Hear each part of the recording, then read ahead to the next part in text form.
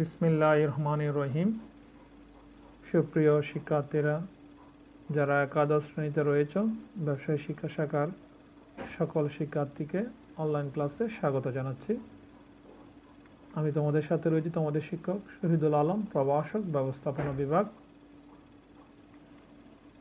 তোমরা যারা একাদশ শ্রেণীতে রয়েছ তোমাদেরকে পড়াচ্ছিলাম ব্যবসায়ী সংগঠন ও ব্যবস্থাপনা বিষয়ের প্রথম পত্রের প্রথম অধ্যায়টি পড়িয়েছিলাম গত ক্লাসে পর্যন্ত। আজকে আরেকটা নতুন অধ্যায় শুরু করব। আজকের অধ্যায়টির নাম হচ্ছে ব্যবসায়ী পরিবেশ, অর্থাৎ বিজনেস এনভায়রনমেন্ট। এটি আমাদের বইয়ের দ্বিতীয় অধ্যায়। তো আসা যাক। ব্যবসা বাণিজ্যের সাথে পরিবেশের সম্পর্ক অত্যন্ত নিবিড়। অনুকূল পরিবেশ যেমন ব্যবসা বাণিজ্যের উন্নতিতে সহায়ক, তেমনি প্রতিকূল পরিবেশ ব্যবসা বাণিজ্যের অবনতি ঘটায়। তাই ব্যবসা বাণিজ্য শুরু করার পূর্বে সকল উদ্যোক্তাকে পরিবেশের বিভিন্ন উপাদানকে বিশেষভাবে বিবেচনা করতে হয়। অর্থাৎ প্রাকৃতিক সম্পদ কেমন আছে, পাহাড় পর্বত আছে কিনা, শিক্ষা, সংস্কৃতি, ধর্মীয় মূল্যবোধ ইত্যাদি বিষয়গুলো চিন্তা করে একজন ব্যবসায়ীকে তার ব্যবসা এস্টাবলিশ করতে হয়। সেই জন্য একজন ব্যবসায়ীর উচিত পরিবেশ সম্পর্কে প্রথমে জানা। তো আসা যাক। আজকের আলোচ্য বিষয়, আজকে তোমাদেরকে তিনটা বিষয় সম্পর্কে ধারণা দিতে চেষ্টা করব। 1 নম্বর পরিবেশের ধারণা, 2 নম্বর ব্যবসায়ী পরিবেশের ধারণা, 3 নম্বর হচ্ছে ব্যবসায়ী পরিবেশের উপাদান সমূহ। তো আসা যাক। পরিবেশের ধারণা। সাধারণভাবে আমরা পরিবেশ বলতে কি বুঝি? আমাদের চারপাশে যা কিছু আছে তাই আমাদের পরিবেশ। সে ছোটকাল থেকে আমরা পড়ে আসতেছিলাম। অন্যভাবে বলা যায়, মানুষের পারিপার্শ্বিকতার অবস্থাকেই পরিবেশ বলে। মানুষ তার চারপাশে জলবায়ু, ভূপ্রকৃতি, মাটি, ঘরবাড়ি, রাস্তাঘাট, স্কুল, কলেজ, হাট বাজার ইত্যাদি উপাদানসমূহের মাঝে বেঁচে থেকে জীবিকা নির্বাহ করে। সেই হিসেবে বলা যায়, তাহলে আমরা স্লাইডে কি দেখতে পাচ্ছি, যে পারিপার্শ্বিকতায় মানুষ বেঁচে থাকে ও জীবন ধারণ করে তাকেই পরিবেশ বলে। শুধুমাত্র মানুষ নয়, সকল প্রাণী জগৎ ও প্রতিষ্ঠান তার পারিপার্শ্বিকতার মধ্যে বিকশিত হয়। তাই প্রকৃত অর্থে পরিবেশ হলো এমন কিছু অনুকূল ও প্রতিকূল উপাদান বা শক্তির সমষ্টি যা প্রাণী জগৎ ও প্রতিষ্ঠানের উপর ইতিবাচক ও নেতিবাচক প্রভাব বিস্তার করতে পারে। ইতিবাচক মানে হচ্ছে, অনেক ক্ষেত্রে আমরা কি দেখি, যেমন অনুকূল পরিবেশ। অনুকূল পরিবেশের ফলে অনেক কিছু ঘটে থাকে। যেমন আমরা বলতে পারি সিলেটে চা উৎপাদন ভালো হয় কেন? এটার পরিবেশটা ভালো, সেজন্য। শহরে দ্রুত বসতি স্থাপন হয়। এসব হচ্ছে যে অনুকূল পরিবেশের কারণে। আবার অন্যদিকে প্রতিকূল পরিবেশের কারণে ব্যবসায়ী যে সমস্যার মুখোমুখি হয়, যেমন হতে পারে মরুভূমিতে পাখি বাস করে না, শিক্ষার অভাবে সমাজ পিছিয়ে যায়, অর্থাৎ সমাজে মানুষ পিছিয়ে যায় শিক্ষার অভাবে। এগুলো হচ্ছে প্রতিকূল পরিবেশ। তাহলে পরিবেশ সম্পর্কে আমাদের অবশ্যই জানতে হবে। মোটামুটি এই হচ্ছে পরিবেশের একটি ধারণা। দেন আসা যাক, আমাদের উদ্দেশ্য হচ্ছে ব্যবসায়ী পরিবেশ সম্পর্কে জানা। সাধারণভাবে আমরা কি জানি? ব্যবসায় হলো মুনাফা অর্জনের উদ্দেশ্যে সকল বৈধ অর্থনৈতিক কর্মকাণ্ড, আর পরিবেশ হলো আমাদের চারপাশের অবস্থা। সুতরাং ব্যবসায়ী পরিবেশ বলতে বুঝে যে পারিপার্শ্বিক অবস্থার মধ্যে ব্যবসায়ী প্রতিষ্ঠান গড়ে উঠে, পরিচালিত হয়, নিয়ন্ত্রিত হয়, তাকে ব্যবসায়ী পরিবেশ নামে অভিহিত করা হয় সাধারণ ভাষায়। তো আমরা স্লাইডে কি দেখতে পাচ্ছি? ব্যবসায়ী প্রতিষ্ঠানের গঠন ও নিয়ন্ত্রণ। যেসব প্রাকৃতিক ও অপ্রাকৃতিক উপাদান দ্বারা প্রত্যক্ষ ও পরোক্ষভাবে প্রভাবিত হয়, সেগুলোর সমষ্টিকে কি বলা হয়? ব্যবসায়ী পরিবেশ বলা হয়। অর্থাৎ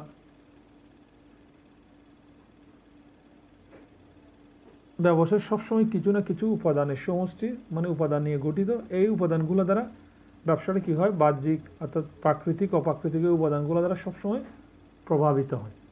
এইগুলোর সমষ্টি হচ্ছে ব্যবসায়িক পরিবেশ। তো এই বিভিন্ন মনীষীগণ বিভিন্ন সংজ্ঞা দিয়েছেন। একজন নামকরা management scholar Robbins, Stephen P Robbins, ওনার শুদ্ধ নাম হচ্ছে স্টিফেন পি রবিন্স। উনি একটা সংজ্ঞা দিয়েছেন, The term business environment refers to institutions or forces that are outside the organization and that potentially affect the organization. Robbins. অর্থাৎ সংগঠনের বাইরের যে সকল সংস্থা বা শক্তি প্রতিষ্ঠানের সম্ভাব্য প্রভাব বিস্তার করে তাকে কি বলা হয়, ব্যবসায়ী পরিবেশ নামে অভিহিত করা হয়।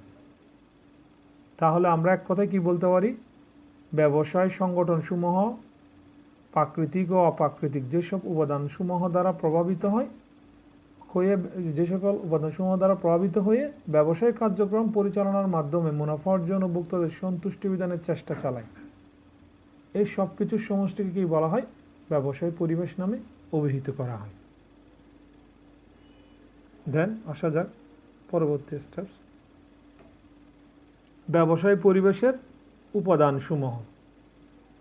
আমরা স্লাইডে কি দেখতে পাচ্ছি, ব্যবসায়ী পরিবেশের উপাদানসমূহকে নিম্নোক্ত ভাগে ভাগ করা যায়। মূলত ব্যবসায়ী পরিবেশকে দুটি ভাগে ভাগ করছে, একটা হচ্ছে ব্যষ্টিক বা অভ্যন্তরীণ পরিবেশ, আর একটি হচ্ছে সামষ্টিক বা বাহ্যিক পরিবেশ। আবার সামষ্টিক পরিবেশকে দুটি ভাগে ভাগ করা হয়েছে, একটা হচ্ছে কার্য পরিবেশ আর একটা হচ্ছে সাধারণ পরিবেশ। দেন এবার আসা যাক অভ্যন্তরীণ পরিবেশ কি, অর্থাৎ প্রতিষ্ঠানের ভেতরের বিভিন্ন উপাদানের সমষ্টিকে ব্যবস্থাপনার বা ব্যবসায়ে কি বলা হয়, অভ্যন্তরীণ পরিবেশ বলা হয়।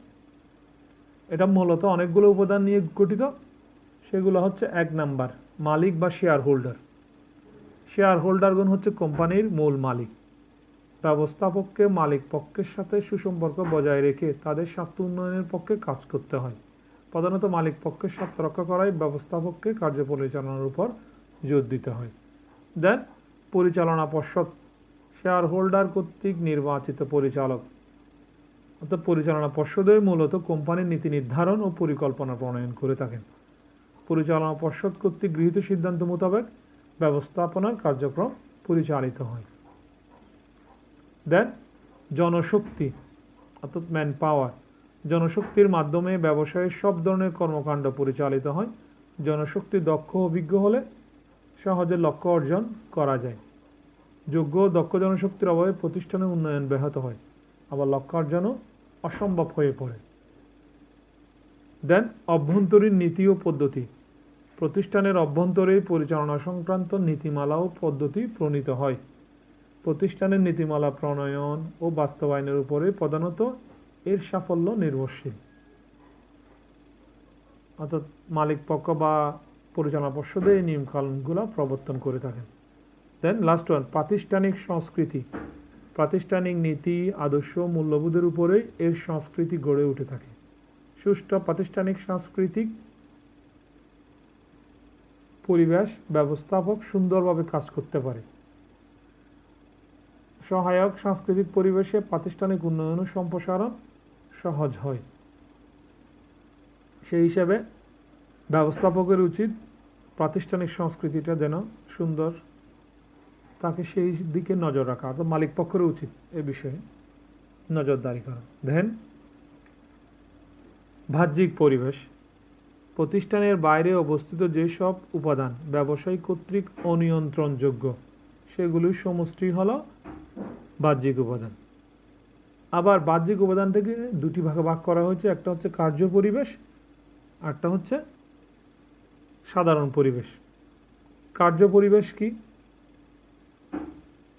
নির্দিষ্ট কোনো দল বা প্রতিষ্ঠান সংগঠনের পরিবেশের উপর প্রভাব বিস্তার করলে তাকে কার্য পরিবেশ নামে অভিহিত করা হয়।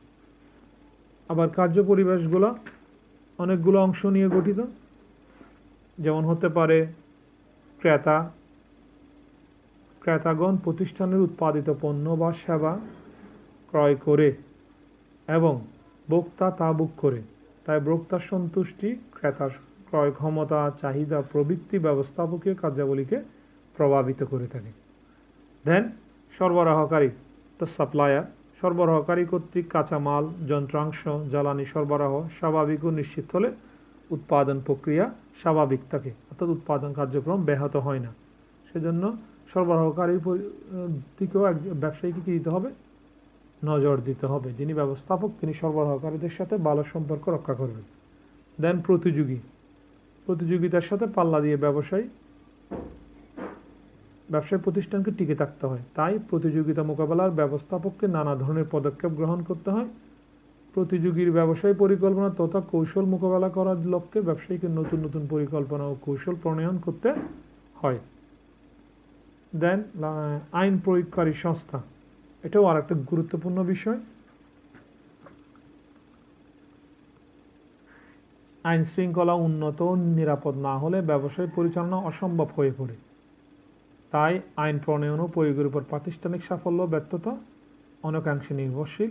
অনুকূল আইন যেমন ব্যবসায়ের উন্নতির প্রভাব বিস্তার করে, তেমনি প্রতিকূল আইন ব্যবসায় কার্যক্রমকে বাধাগ্রস্ত করতে পারে।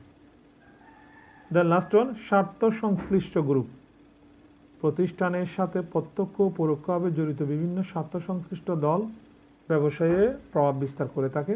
প্রতিষ্ঠানের সাথে প্রত্যক্ষ ও পরোক্ষভাবে সম্পর্কযুক্ত বিভিন্ন গ্রুপের সহযোগিতা যেমন প্রাতিষ্ঠানিক উন্নতিতে সহায়ক, তেমনি অসহযোগিতা বিরূপ প্রভাব ফেলে থাকে ব্যবসায়ে। এ হচ্ছে মোটামুটি কার্য পরিবেশ। এগুলা ধ্যান বাহ্যিক পরিবেশে 8টি অংশ রয়েছে, যেটার নাম হচ্ছে সাধারণ পরিবেশ। এটাকে ব্যবসায়ের সাধারণ পরিবেশ নামে অভিহিত করা হয়। ব্যবসায়ের যেসব উপাদান বাহ্যিক বা শক্তিসমূহ ব্যবসায়ের কাজের উপর প্রভাব বিস্তার করে তাকে ব্যবসায়ের সাধারণ পরিবেশ নামে অভিহিত করা হয়।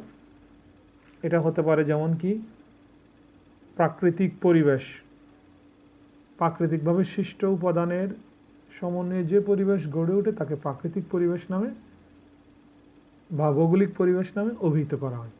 দেন অর্থনৈতিক পরিবেশ, অর্থনৈতিক কর্মকাণ্ডের মাধ্যমে সৃষ্ট উপাদানের সমন্বয়ে যে পরিবেশ গঠিত হয় তাকে অর্থনৈতিক পরিবেশ নামে অভিহিত করা হয়। যেমন হতে পারে সঞ্চয়, আয়, বিনিয়োগ, মূলধন বাজার ইত্যাদি।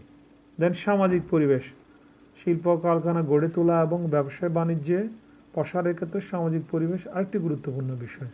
সমাজে বসবাসরত মানুষের জীবনধারা ও সভ্যতা থেকে সৃষ্ট উপাদানগুলোর সমন্বয়ে যে পরিবেশ গঠিত হয় তাকে বলা হয় সামাজিক পরিবেশ।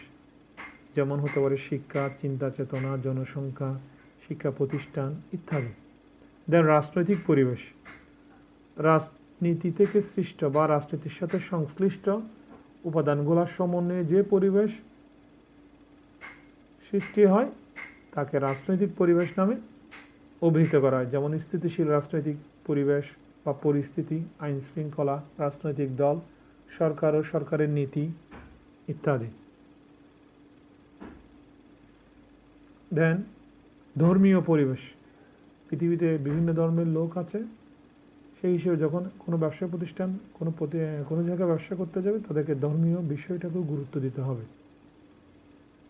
যেমন আমি যেখানে ইসলাম ধর্মের লোক বসবাস করি সেখানে শুকুরের মাংস আমরা বিক্রি করতে পারবো না, মানে কোনো ব্যবসায়ী বিক্রি করতে পারবে না। আবার হিন্দুদের কাছে কেউ গো মাংস বিক্রি করতে পারবে না, একটু ধর্মীয় বিধিনিষেধ রয়েছে। দেন সাংস্কৃতিক পরিবেশ, এটা আর একটা উল্লেখযোগ্য অংশ। সমাজে বসবাসরত মানুষের প্রচলিত বিশ্বাস, রীতিনীতি থেকে সৃষ্ট উপাদান সমূহের সমন্বয়ে যে পরিবেশ গড়ে ওঠে তাকে সাংস্কৃতিক পরিবেশ বলে। যেমন হতে পারে মনোভাব, ভাষা, আচার আচরণ, রীতিনীতি, দৃষ্টিভঙ্গি ইত্যাদি।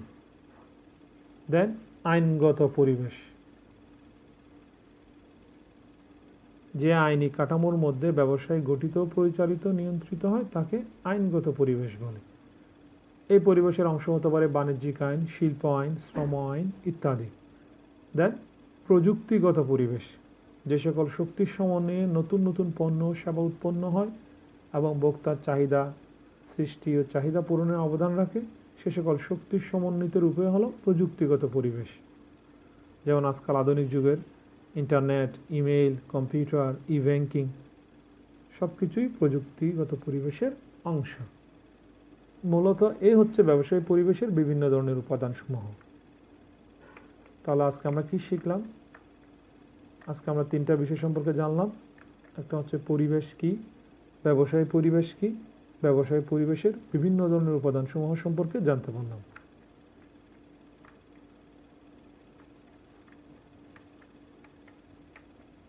আজ তাহলে এই পর্যন্তই, আবারও দেখা হবে তোমাদের সাথে আগামী ক্লাসে। ততদিনের জন্য সবাইকে শুভেচ্ছা। Wish you good luck. See you next class.